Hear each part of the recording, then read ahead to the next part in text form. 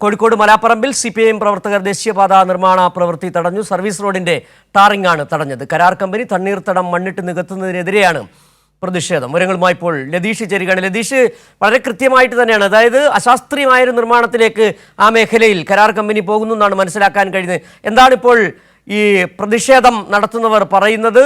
തണ്ണീർത്തടമാണോ മണ്ണിട്ട് നികത്തുന്നത്?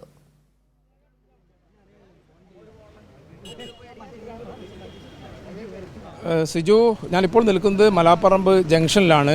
ഇവിടെയാണ് നിർമ്മാണ പ്രവൃത്തി CPIM പ്രവർത്തകർ തടഞ്ഞത്. ഇവിടെ ടാറിങ്ങിനും കൊണ്ടുവന്ന ടാർ മിക്സ് റോഡിൽ ഇറക്കിയ സമയത്താണ് ലോറി തടഞ്ഞുകൊണ്ടുള്ള പ്രതിഷേധം ആരംഭിച്ചത്. അല്പസമയം മുമ്പാണ് ഈ പ്രതിഷേധം ആരംഭിച്ചത്. ഇതിനോട് അടുത്ത് തന്നെയുള്ള പാച്ചാക്കിൽ എന്ന് പറയുന്ന ഒരു സ്ഥലത്ത് ഈ റോഡുമായി ബന്ധപ്പെട്ട് ദേശീയപാത നിർമ്മാണവുമായി ബന്ധപ്പെട്ട് എടുക്കുന്ന മണ്ണ് വലിയ തോതിൽ കൊണ്ട് നിക്ഷേപിക്കുന്നു.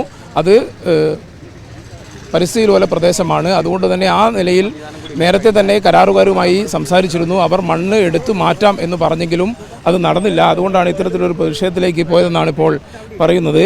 എന്തായാലും നാട്ടുകാർ നമ്മോടൊപ്പമുണ്ട്. CPIMൻ്റെ ലോക്കൽ സെക്രട്ടറി സുനിൽകുമാർ നമ്മോടൊപ്പം ചേരുന്നുണ്ട്. എന്തുകൊണ്ടാണ് ഇത്തരമൊരു പ്രതിഷേധത്തിലേക്ക് ഇന്ന് നാട്ടുകാർ പോകാൻ കാരണം? ഇത് നമ്മുടെ ബൈപ്പാസിൻ്റെ പണി നടന്നുകൊണ്ടിരിക്കുകയാണ്.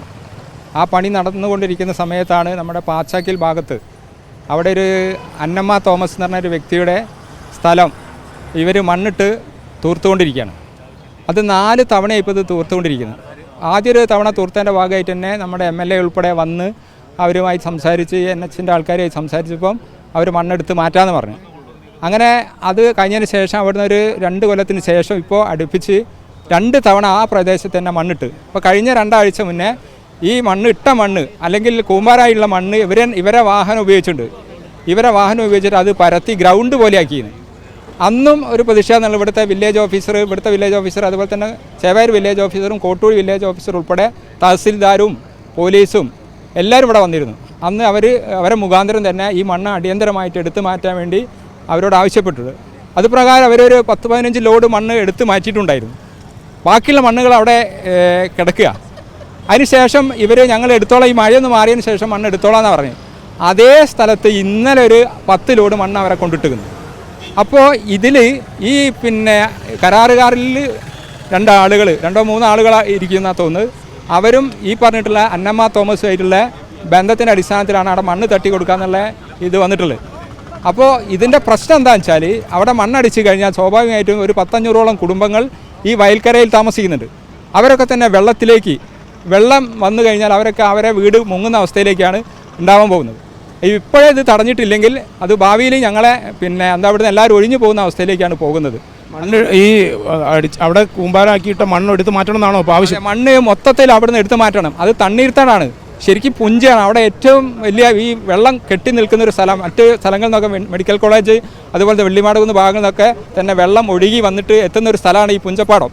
ഇത് ഇവിടുന്നാണ് കനോലിയിലേക്ക് പോകുന്നത്. പക്ഷെ അത് ആ ഒരു ഫ്ലോ ആണ് ഇവർ തടസ്സപ്പെടുത്തിക്കൊണ്ടിരിക്കുന്നത്. ഇപ്പം അധികൃതർ ആരെങ്കിലും വന്നോ? നിങ്ങൾ കുറച്ച് സമയമല്ലോ ഇപ്പം വരാമെന്ന് പറഞ്ഞിട്ടുണ്ട്. MLA ഇപ്പോൾ കുറച്ച് കഴിഞ്ഞാൽ എത്തുമെന്നാണ് പറഞ്ഞിട്ടുള്ളത്.